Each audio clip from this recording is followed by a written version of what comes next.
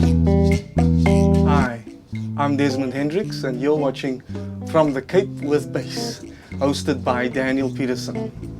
Hi, I'm Daniel Peterson and today we're here with the great bass player Desmond Hendricks. Happy New Year to everybody. Yeah, Happy New Year everybody. Okay Desmond, so we have a few questions that I'm going to ask you. Can you tell us what your first musical experience was? Obviously, yeah, like everybody else, or most of us in church. I remember, and it wasn't, it was as a singer actually, in the choir, in the junior choir, and I remember singing my first song with my aunt. Pauline Roman is her name. Okay. That was my first, yeah, you know, the sangande we used to have. That was my first song that I sang, and I sang tweede stem. Wow. You know. Not even duck stem. Yeah. For a bass player. I was still young. Yeah, yes. Okay, nice man. Can you tell us why the bass guitar? What drew you to the lower notes? I mean, yeah, I've seen you for years playing this bass. Like, yes, I'm not going to mention the bands, but yeah. Yes. So can you tell us that? So I actually started as a drummer, man. Okay. So I was totally, you know, drums was my thing and my first love at the time. But something about the bass, yeah, drew me. Seeing people like Victor Masondo, you know, back in the day, they came to play at my high school with Youth for Christ, I think. And to see him play the bass, I think that was one of the things that triggered, you know, and wanting to play the bass, yeah. And obviously, the lowness of the bass, it's appealing to me. Only we will know. Yeah. Yes. Can you tell us, do you have any musical education? Did you go for lessons or anything like that? No formal training, Okay. Daniel.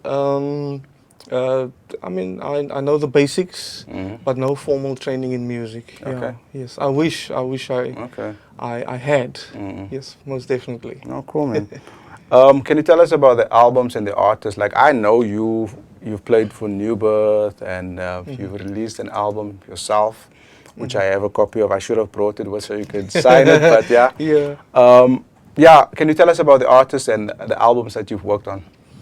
Like you said, back in the day with New Birth, I think even after I left the group, I was still involved on the albums, playing.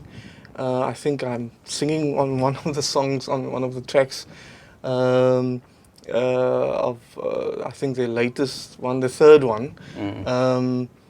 And then Neville D, I play on most of his albums as well. Okay.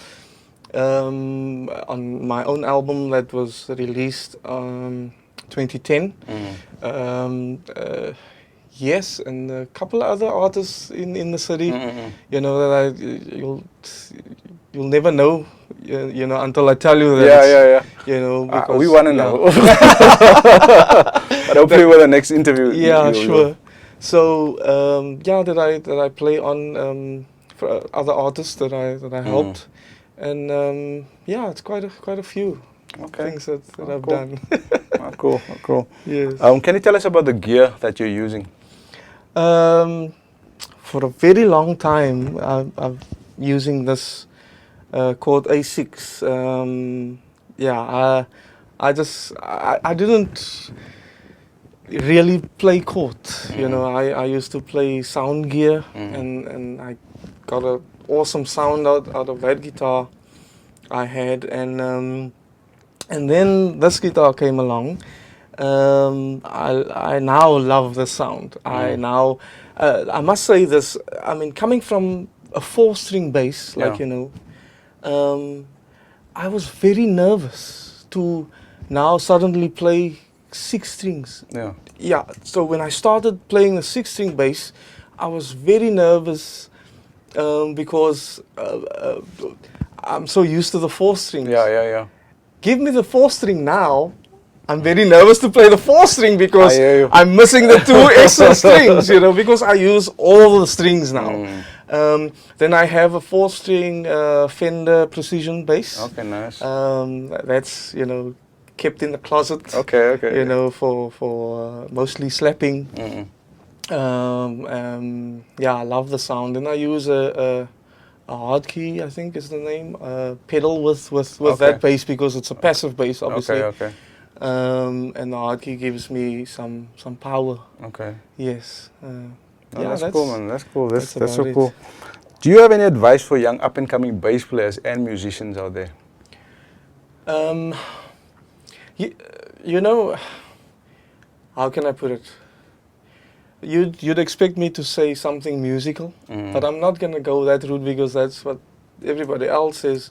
What I'm gonna say is, and I'm speaking to you guys, so I might as well look at you. You know, don't in your pursuit of your dream. You know, Daniel, in your pursuit of your dream, don't become disrespectful toward people, toward others. You know, stay humble, stay in your lane. I'm sure that you've heard these things before, but as musicians and as young people, we need to get the basics and the foundations of being a human. Get those things right, because it's easy to play. I'm telling you, there's children that they born and they play. So what I'm saying is, it's easy to play, but it's not easy sometimes to love or to respect. So work on that. If you have it, good for you. Keep it. You know, keep running with that characteristics. You know, because it's so easy to lose that. And if I can give you some other advice musically now is, all of us come with Daniel comes with his bag, I come with my bag, other musicians with their bags. So music is like a bag, or your skill is like a bag. Don't throw your whole bag out on one night of at the gig. At once, you know, all at once. Yeah, keep some surprise. You know, keep us, you know, glued to what is next. You know, so don't throw your whole bag out on the stage. You know, keep us in suspense. Yeah, yes, and you will be relevant for a long time, a very, very long time. And I'm sure you want that. We want that. Yes. No, man. Yes. Desmond, thank you so much for your time, brother. A happy New Year to you. To you too. And may this year be the best year ever. Wow, God bless yes, you. I received that. But Thank you. Thank you so much.